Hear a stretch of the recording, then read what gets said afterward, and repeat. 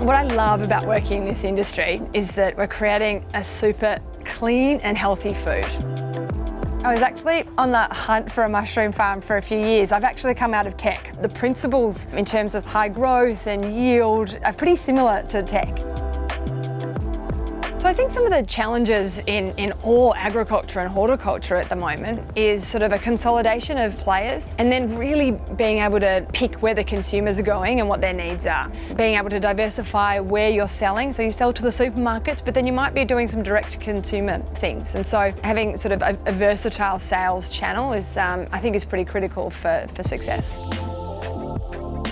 I think there's some really good opportunities for people with different skill sets to come into horticulture. You know, if you have a different experience and you come into an industry with fresh eyes, you're able to really drive and make the changes that maybe the industry needs, and having a look at that sort of next wave of what, you know, fresh produce and the diverse range of innovative products could be. So I welcome lots of people from different backgrounds if they've got any sort of inclination to get into horticulture. You know, my door's open.